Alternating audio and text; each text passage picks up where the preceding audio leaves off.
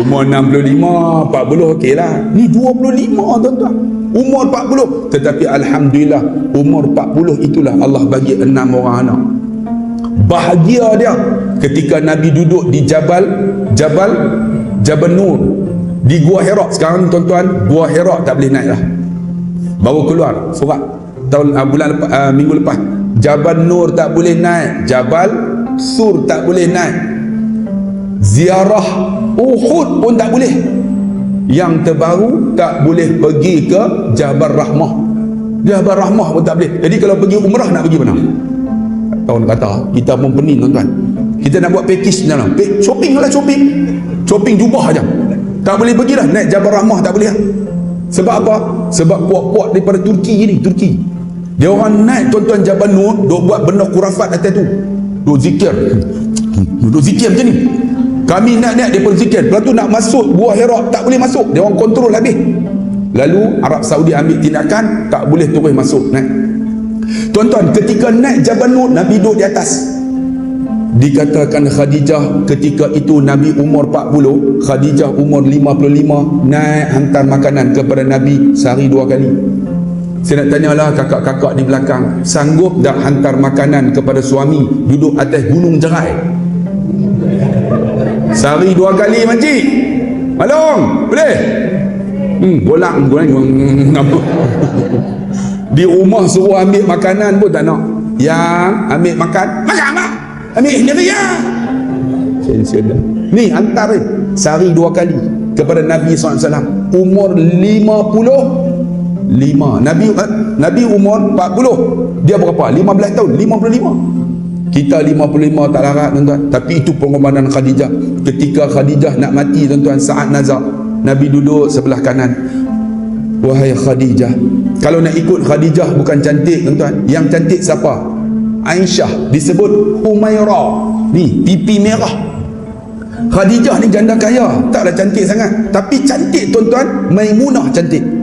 Ni, tapi Khadijah hebat pengorbanan dia. Duduk sebelah kanan. Wahai Khadijah, bagaimana perasaan kamu? Apa kata Khadijah? Ya Rasulullah. Nampak? Nabi dia tak sebut abang, dia sebut ya Rasulullah.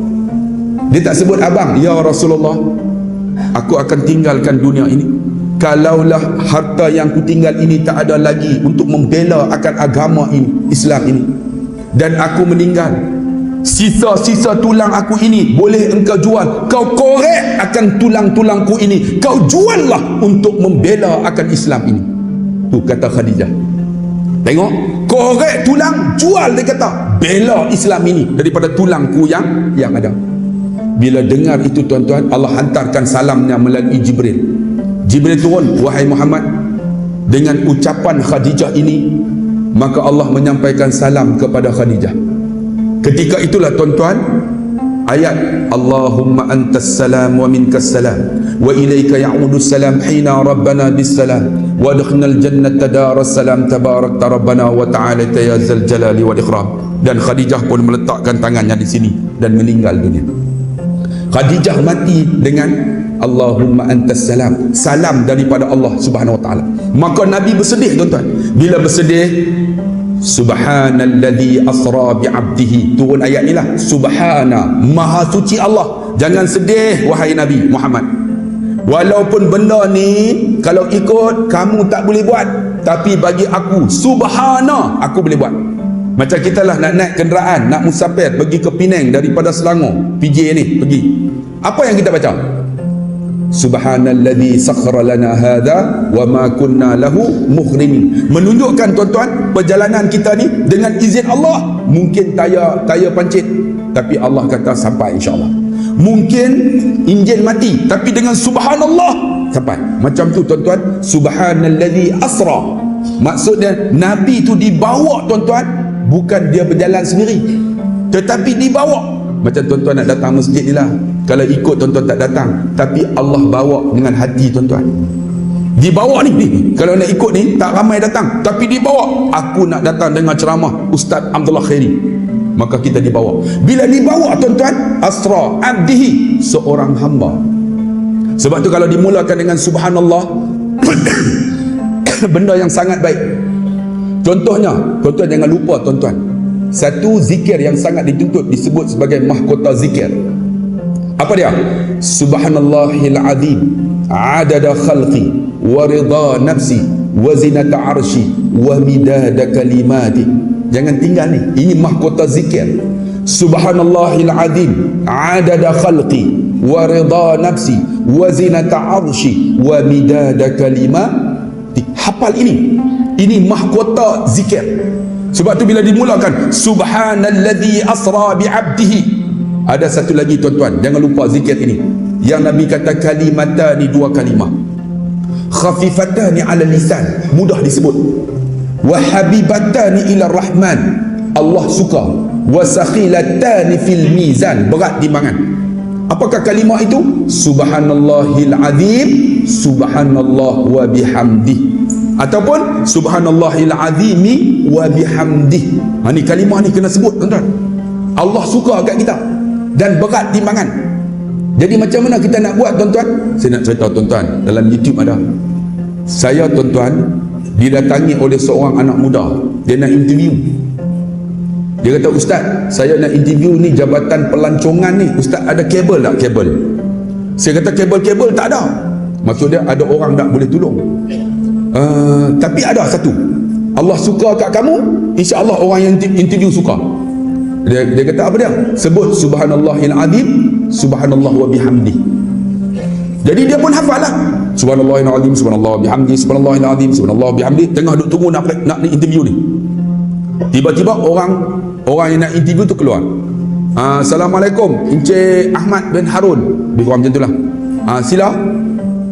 Giliran Encik, dia pun subhanallahil azim, subhanallah bihamdi, subhanallahil azim. Tiba-tiba dia tolak pintu. Subhanallahil azim, subhanallah wa bihamdi. Dia lupa bagi salam. Dia sebut subhanallahil azim, subhanallah wa bihamdi. Rupanya orang yang interview tu orang yang soleh.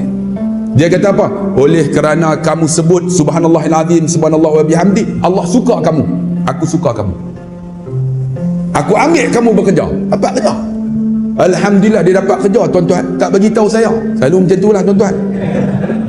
Nak dapat jumpa kita, dah dapat tak telefon kita. Jadi tak apalah, saya pun tak kisahlah. 3 tahun lepas tu dia berhenti kerja. Bila berhenti kerja tuan-tuan, dia buka tuan-tuan cakotiau telur dibasuh di Elmina tu dekat dengan Lebuh Raya Gatri.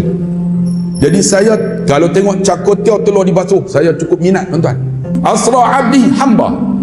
Jadi bila kata hamba, kita ni hamba. Apa tujuan dia? Ibadat banyak-banyak hamba ni. Kemudian apa? Asra abdihi lailan, diperjalankan pada satu malam. Minal masjidil haram ilal masjidil aqsa. Satu malam dah daripada masjid haram ke masjid aqsa. Kalau ikut tuan-tuan 1736.3 kilometer daripada masjid haram ke masjid aqsa. Agak-agak berapa? Lebih kurang dalam 2 jam perjalanan kalau naik flight. Tapi Nabi SAW satu malam pergi naik terus ke langit. Kemudian turun, pagi esok jumpa puak-puak Quraisy. Kerana apa? Subhanallah. Benda yang manusia tak boleh buat, tapi Allah boleh buat. Kemudian Nabi SAW tuan-tuan, bila berjalan daripada Masjid Haram ke Masjid Aqsa, Nabi berhenti tuan-tuan sebelum sampai kat Tur Sina. Nabi berhenti di Yasrib. Tuan-tuan tahu maksud dia Yasrib? Yasrib ialah nama sebelum Nabi hijrah ke sana. Bila Nabi hijrah, Nabi tukar Yasrib kepada Madinatul Munawwarah, bandar bercahaya. Bila bercahaya kerana apa? Kerana Nabi SAW.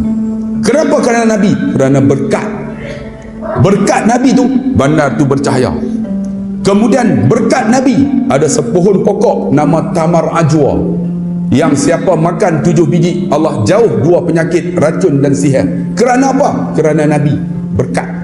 Sebab tu siapa pergi Madinah, jangan tinggal tuan-tuan, belilah ni Tamar Ajwa ni. Walaupun sekarang ni dah tak boleh pergi ke ladang kurma. Ladang kurma tak boleh pergi dah kan. Jadi nak beli dekat mana? Dekat sekitar Masjid Nabawi. Bagi tahu Tamar Ajwa. Tuan-tuan nak tahu asli, tuan-tuan tengok Tamar Ajwa sebesar ini. Kemudian dekat kulit ya, kadang-kadang ada Muhammad. Kadang-kadang ada orat tertulis Allah.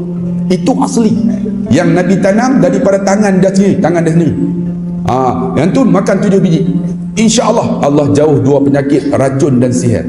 Jangan makan banyak-banyak. Kalau makan banyak-banyak, dia ada kesan sampingan. Kepala kita boleh jadi botak. Orang tanya, Ustaz, kenapa botak? Kerana harganya mahal. Sekilo 120. Tuan-tuan pergi bawa 1000, tak botak kepala tuan-tuan. Makan sehari sekilo. Jangan makan banyak-banyak. Itu berkatnya Nabi SAW. Sebab tu Nabi berkat tuan-tuan. Apa yang Nabi buat ketika Nabi hijrah? Nabi tuan-tuan masa Isra' Mi'raj, Nabi sembahyang 2 rakaat dekat Yasrib. Menunjukkan tuan-tuan, Nabi hijrah juga sampai-sampai Nabi buat apa? Nabi bina masjid.